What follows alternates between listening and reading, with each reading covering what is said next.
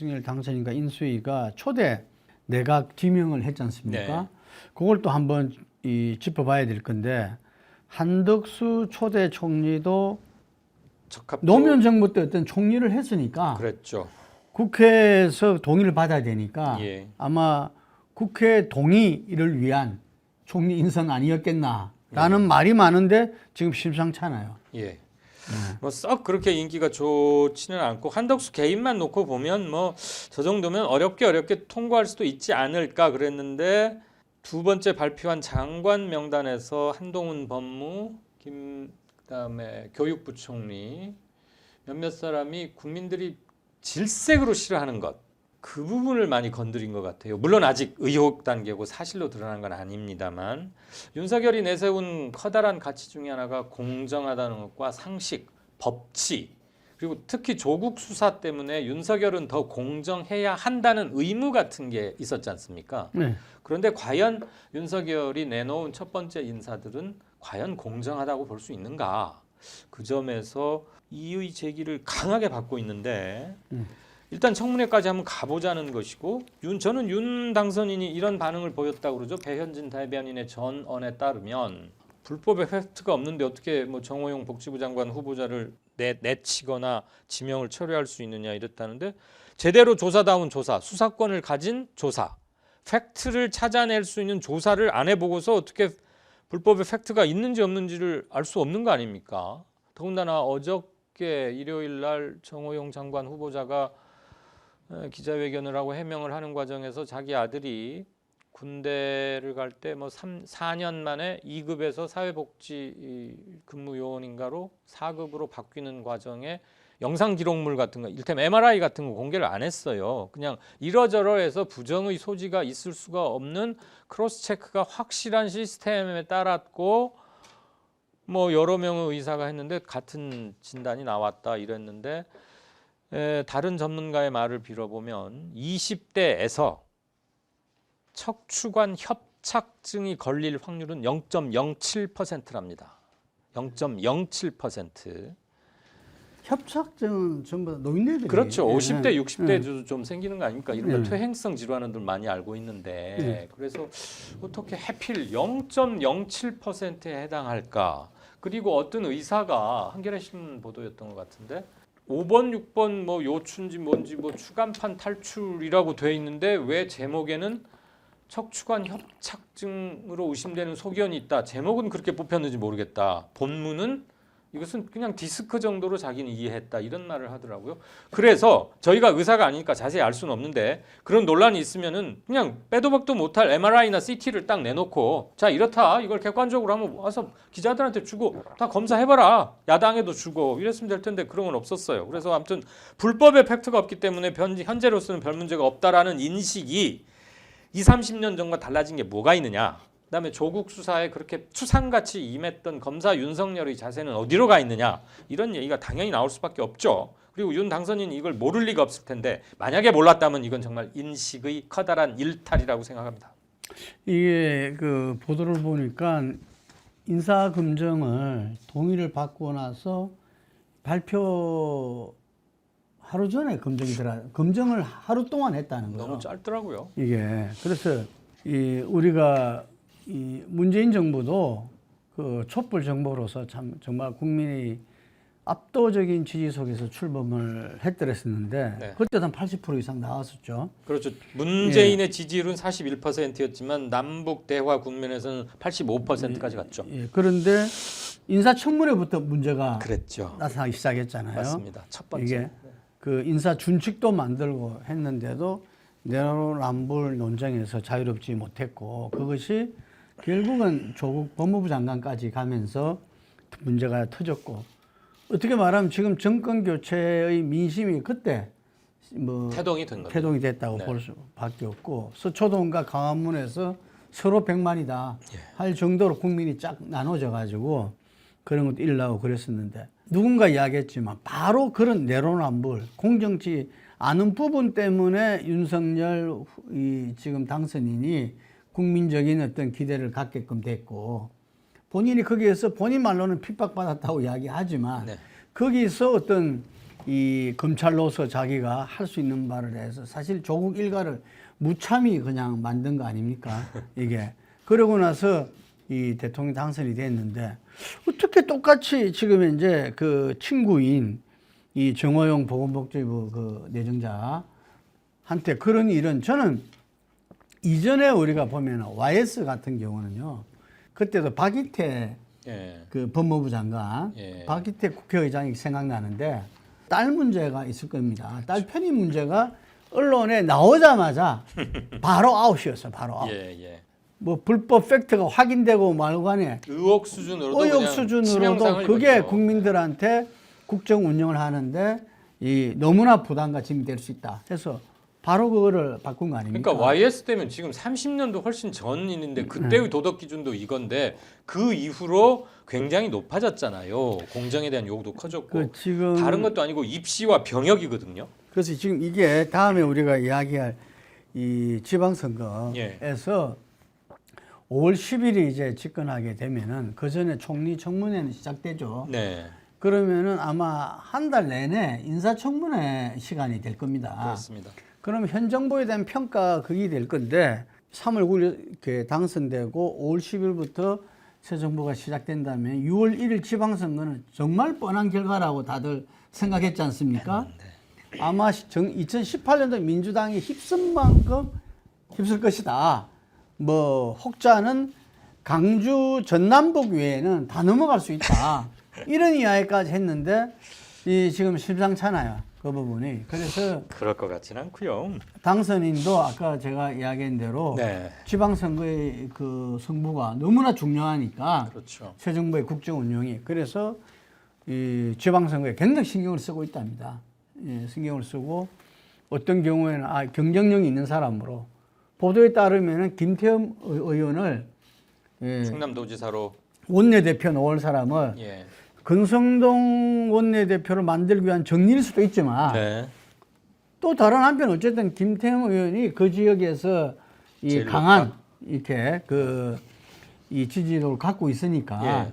직접 뭐 이렇게 그 충남지사로 이렇게 나가는 게 좋겠다. 예, 뭐 이런 이야기를 했다고 보도가 나와요. 예, 이게 그래서 현재 인사청문회 시간이 만만치 않다. 지금 한덕수 총리부터 시작해가지고 예. 제가 듣기로는 별 문제가 없을 때 민주당도 상당히 부담스럽죠. 왜냐하면 노무현 대통령 시절에 총리를 했기 때문에. 예. 그런데 지금 그 고액 자문료, 자문료, 예, 그리고 그리고 이해 충돌 소송, 퇴임 재산 급증이라든지 예. 이러저러한 문제들이 이전에도 같은 상황일 때 우리가 사퇴했던 기억들이 있거든요. 네. 고액 자문. 안대희 총리 예. 내정자 그것 예. 때문에 나갔죠. 예. 5달간 16억 받았던 거 가지고. 총리 국회 동의도 이거 만만찮다. 네. 이 보여지는데 후속 장관들 인사가 국민들 역정을 많이 상하니까 다시 총리에 대한 고깝다는 시선도 소급해서 번졌던 것 같아요. 이 와중에 지금 이번 주에 민주당은 검수완박이라고 이른바 저는 그게 지방선거에 굉장히 큰 영향을 미치리라고 봅니다. 예, 그게 지금 밀어붙이려고 하고 있어요. 네네. 이번 주에. 통과하겠죠. 그래서 여론이 굉장히 정말 민주당은 어쩔 수 없다. 어찌할 수 없는 모양이다. 이렇게 굉장히 악화되려고 하는 처음에 한동훈 법무장관. 법무장관 내정 발표가 있었어요. 예. 이게 야 민주당이 이제 명분을 주는 거죠. 예. 이게 바로 검찰공화국을 만들려고 하는 실체 아니냐. 이거로 그리고 인수위 내에서도 그렇고 인수위 기자들도 아무도 예측을 못했답니다. 뭐야 한동훈 내정자는 이 서울지검장, 예. 서울지검장을 하는 것도 파격이다. 이렇게 다들 봤다는 거죠. 예. 그거 할까 말까 이래 생각했는데 몇 단계 뛰어넘어서 법무부 장관으로 하는 걸 보고 전부 다 막 이 입이 안 닫히는 거죠. 이야, 그 이제 상식을 초월하는 이 지금 윤 당선인의 복심은 저는 그걸 보면서 예. 문재인 대통령이 고검 검사로 이리저리 돌며 좌천 전문이었던 윤석열 검사를 일약 서울중앙지검장으로 앉혔잖아요. 예, 예. 그거보다 훨씬 더 큰 파격이자 파란이라고 생각했습니다. 한동훈 법무장관에 기용하는 걸 보고 이야 이 사람 참 그 한동훈 바둑 세게 뒤는구나. 내정자는 그 본인이 그 검은유착 예. 부분에 대해서 혐의 없다 받았잖아. 밝혀졌죠. 예. 근데 그 혐의 없다 된 게 국민들이 바보입니까? 자기 휴대전화 핸드폰 비번 안 알려준 거 아닙니까? 비번을 안 알려줘서 그 내용을 파악을 못한 건데 검찰 수사에 그렇게 비협조적인 사람을 검찰을 총괄하는 법무부 장관이 앉힐 수 있습니까? 이게 우리나라가 공직자의 어떤 자세라는 거는 달라야 되잖아요. 일반 국민들이 받을 수 있는 권리 좋습니다. 이게 그렇지만 공직자라면 특히 검찰 공직자라면 수사에서 그런 조항을 가지고서 아니 말이 안 되죠. 그것 때문에 무혐의 받았다면은 네. 자숙해야죠. 그럼 앞으로 누구든지 끌려가면은 어? 계속 핸드폰 비번 말 안 하면 될 거 아니야. 누가 내놓으려 하겠어. 법무부 장관이 그거 안 내가지고 무죄 받았는데. 그러게. 저는 이거는 법치주의의 이 정면으로 국민들의 하는 거죠. 예, 법 정신을 갖다가 완전히 훼손하는 저는 겁니다. 한동훈 그 인사청문회 때 다른 거는 뭐 디펜스를 하고 뭐 자료도 낼지 어떨지 모르겠는데 이 부분은 유구무원 아닙니까? 이거에 대해서 뭐라고 말을 하면 할수록 몰리지 않을까 싶어요. 한번 지켜보고 싶어요, 정말. 근데 지금 열릴지 모르겠지만. 지금 현재 언론에서 나타난 한동훈 내정자는 아주 당당합니다. 비번 말 안 한 거에 대해서? 아니 그러니까 그 재판에 대해서도. 네, 그렇죠. 예, 그리고 이 윤석열 당선인 또 당당하고. 예. 예, 그래서 이 사람 보고 독립운동 가다 그랬잖아요. 이게. 그래서 독립운동이 뭐냐. 피의자의 권리고 수사하는 니들이야 밝혀내라 이거인 모양인데 그게 일반 시민 피의자거나 자범이면 그럴지 모르지만 현직 검사장이자 법무장관이 됐으면 그 말이 유구무원이죠. 우리가 인사청문회가 이 2000년도 이 정치개혁 차원에서 시작됐거든요. 예. 그래서 한 총리를 하다가 이제 장관까지 계속 이렇게 넓혀져 왔는데 이 역사에서 봤을 때 저는 그 역사가 중요하잖아요. 네. 그럼 인수를 하고 내각 인선을 할 때는 당연히 이 인사청문회 역사에 대해서 본인도 브리핑도 받고 공부도 하고 이야기도 듣고 그랬을 건데 이런 인선은 정말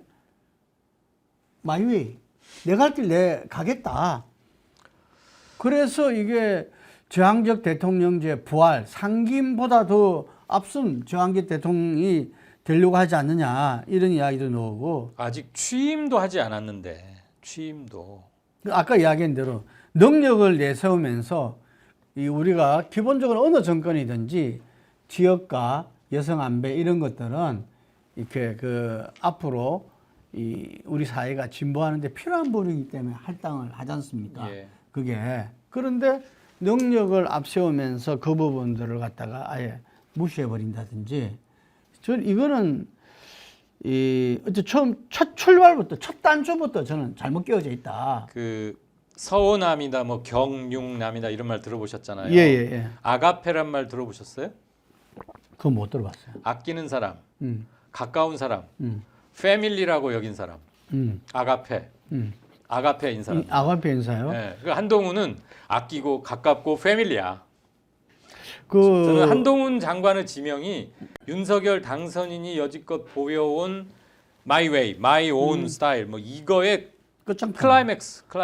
끝장판이라 볼 예. 수 있네. 그러면은 박근혜 대통령의 국정농단을 그 특검으로 수사하면서 일약 이 국민들의 희망과 기대주가 됐는데 박근혜 대통령이 국정농단에도 애초에 수첩 인사라는 자기 수첩에 있는 사람만 수첩공주. 개를 이어 충성하는 그렇지. 사람만 그 한다는 부분에서부터 비판이 제기됐는데 네. 금방 말한 것처럼 서원함이다, 아가페다 이런 인사로서는 저는 이 새로운 어떤 세상 우리가 새로운 정부를 갖다 끌고 나가기 부적절하다. 48.5%의 지지로 됐거든요. 예. 그러면 자기 힘으로 55 이상으로 끌어놔야 돼요. 최소한 취임 직전까지 55도 참 낮게 잡은 건데 그 기회를 스스로 깨버렸다. 이런 점은 좀 있고요. 그 권성동 의원이 원내 대표가 되면서 이 윤핵 간의 핵심이라 할 정도의 관계지만 자기도 노할 수 있는 정치인이 되겠다. 이런 이야기를 했어요. 예, 했는데 과연 그게 가능한가? 부분을 보여줘야 돼요. 이번에 윤석열 당선인의 쓴소리 참모 지인들이 다 나타나야만 겨우 뭐 하나라도 제대로 잡고 국정 운영을 해나갈 수 있지. 저는 이런 상태 같으면은 이거는 완전히 나홀로식이 되는 거죠. 나홀로식. 나는 간다. 걱정하지 않을 수 없고요.